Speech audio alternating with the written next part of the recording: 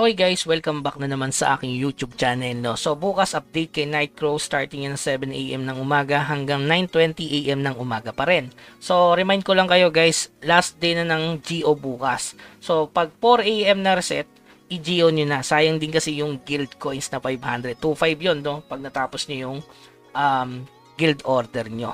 Okay, so simulan na natin yung main updates nila. Itong 12 new events will be introduced. So balikan na natin to mamaya guys. So new glider added. Syempre yung mythic yan mga bossing. Ayan, mythic glider. Dagdag bukas yan. So matic, tataas yung Piece of the Sky, All Aircraft, Morion, tsaka yung Meti. Sure bull yan na tataas. May pagbabago lang sa price. Hindi naman sagad-sagad yung pagtaas niya. So, yung glider at transcend naman na system added. Ito yun guys. So, kailangan nyo dyan ng epic glider. Hindi pwede rare. No, epic yung pinakamababa niya pagdating sa upgrade. Ayan, kita naman dito. Ayan. Hero grade glider uses hero and rare grade, grade gliders as materials. So, para mag-level up siya. So, di natin mabasa yung stats eh. Basta may dagdag yan. Siyempre, may dagdag lakas yan. Pati sa XP. Pihado, ayan, no? May pag-angat. 5% to.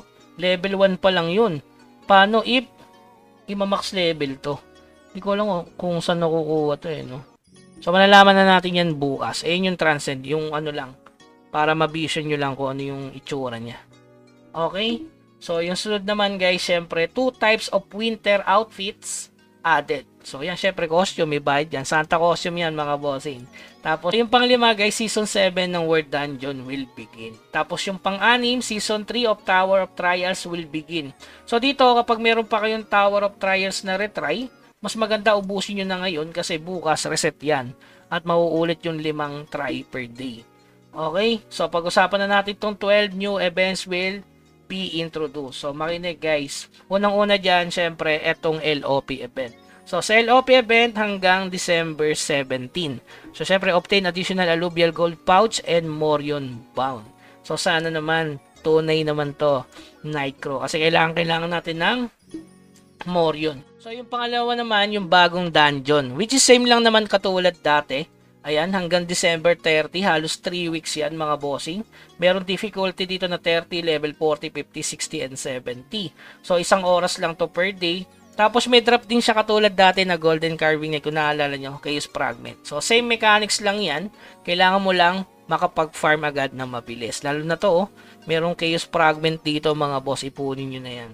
So, may mga magandang item dito. May libreng glide, libreng mount. Ayan. Siyempre, yung pang-crop. Ito, Sunset Splendid times 2 guys. Twice per character. Kaya solid to guys. Per character pala to. Gamit na naman yung alt ko dito mga bossing. Kaya ready nyo na mga alt nyo bukas.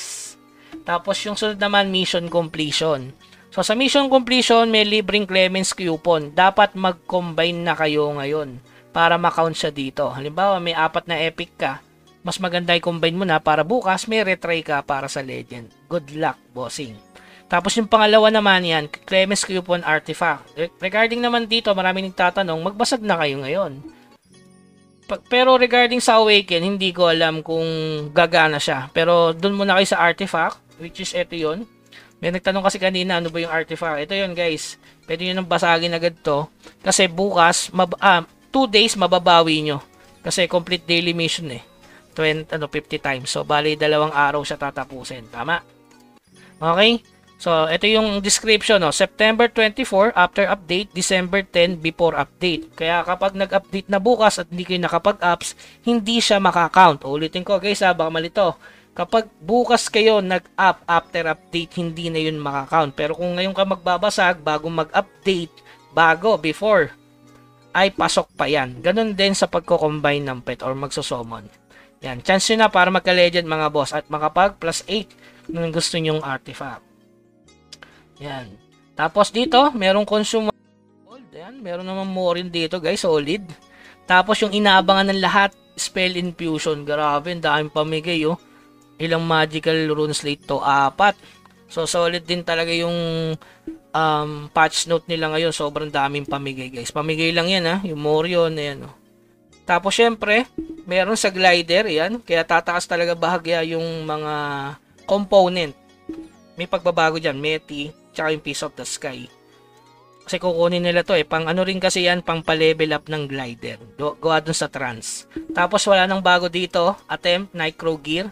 So ayan, makakuha dito ng plus 8.